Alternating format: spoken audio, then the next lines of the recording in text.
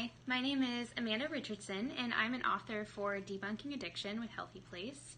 And today I just wanted to talk to you guys a little bit about addiction and depression and kind of how mine interacted. So recently I started taking antidepressants, and that's kind of a big disclosure, I feel like.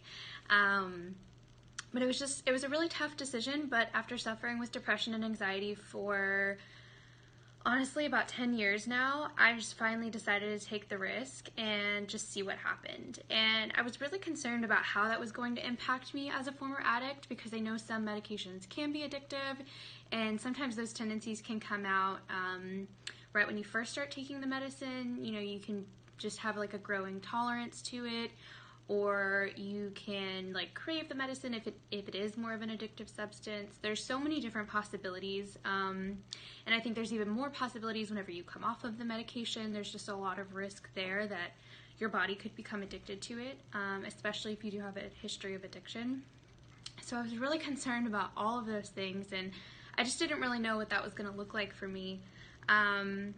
But recently, after just a really bad depressive episode, I just decided, you know what, like, it's worth the risk. And I'm just going to have some faith that this will work out, because, you know, at this point I can't survive without some type of medication to like regulate my emotional state currently in this current season of my life.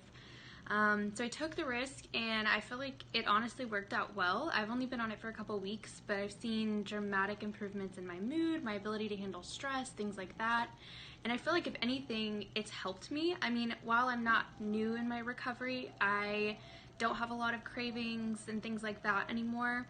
I do feel like it's just given me a new perspective on how to handle and manage stress, and that's a big factor when you're recovering from an addiction. So if anything, I kind of wish I would have done this sooner, because maybe if I would have done it sooner in my addiction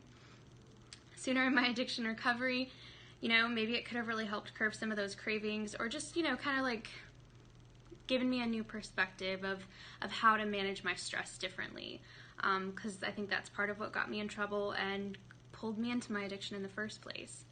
So I hope all of this makes sense. I just wanted to share with you guys that if you are struggling with depression or anxiety or anything like that, go see a medical professional. It never hurts to be checked out, to be tested for some of these disorders. And that's not to say that there's anything wrong with them. That's not to say that there's any shame in that. But it's so good to know. It's so good to know what you're working with, what you're dealing with, and then go from there. You know, for some people it's medication, for some people it's self-care, for some people it's seeing a therapist. There's so many different routes, but obviously I'm not a medical professional, so go see your doctor.